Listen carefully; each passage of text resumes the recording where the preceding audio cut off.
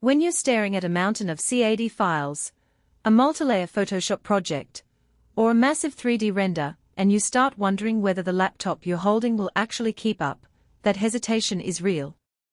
You've probably seen the headline specs: an Intel Core Ultra 7, a 128GB RAM badge, a 4TB SSD, a RTX 2000 GPU, a 16-inch 3840-2400 display, yet those numbers don't tell you how the machine behaves once you plug it in, open your favorite apps, and try to get work done without the whole thing heating up or draining the battery in 10 minutes. I'm going to walk through the everyday experience of using the Lenovo ThinkPad P16 Gen 3, point out where the value really lives, and help you decide if it's the right fit for the kind of work you do. Link is in the description if you want to check the product details on Amazon. First off, the most immediate impression you get out of the box is the sheer size of the chassis. This isn't a thin and light ultrabook, it's a full-size workstation that feels more like a portable desktop. The dimensions make it sit comfortably on a desk, but they also mean you'll need a decent bag or a dedicated spot in your office. When you open the lid, the 16-inch WQUXGA panel immediately stands out. The 3840-2400 resolution gives you a lot of real estate for side-by-side windows, and the 800 nit brightness means you can work near a window without the screen washing out. Because the panel isn't a touch display, you get a more accurate color representation, which is why I found it useful for color-critical tasks like video grading and high-resolution photo editing. What matters in daily use is how that screen pairs with the rest of the hardware.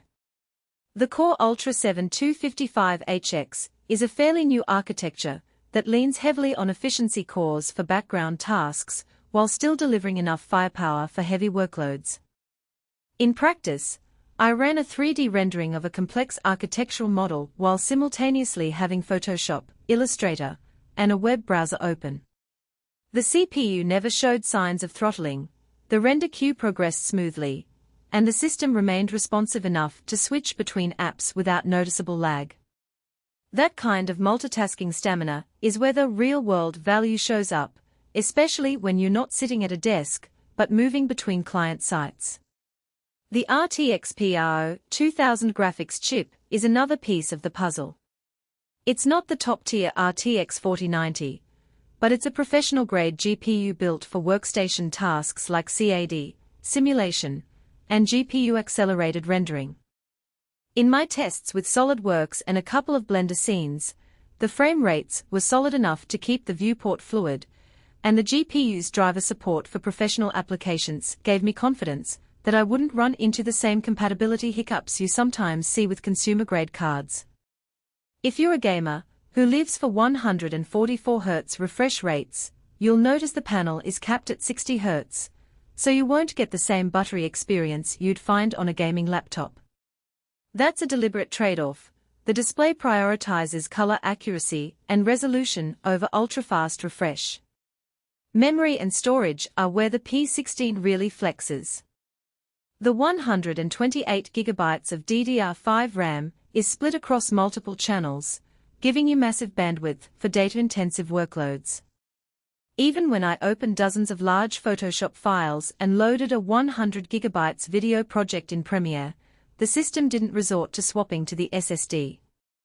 Speaking of SSDs, the 4TB PCIe NVMe drive offers both speed and capacity, so you can keep raw footage, massive libraries, and project files on the same drive without constantly juggling external storage. The downside? That storage is soldered in place, meaning you can't swap it out later. If you ever think you'll need a larger drive, you'll have to rely on external solutions.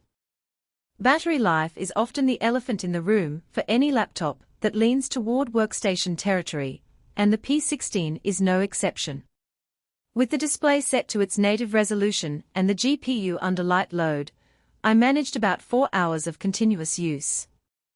Push the GPU into a render, or run a heavy simulation, and you're looking at roughly 2 hours before you need to plug back in. For a device that's meant to replace a desktop in a mobile scenario, that's expected, but it does mean you'll need to plan your workday around power outlets if you're traveling. One of the practical strengths of the ThinkPad line has always been its upgradability, and Lenovo kept that philosophy alive here. While the RAM is not user-replaceable, the internal bay does give you access to the SSD slot, and the chassis can be opened relatively easily if you need to replace the drive or service the cooling module. The cooling system itself is robust.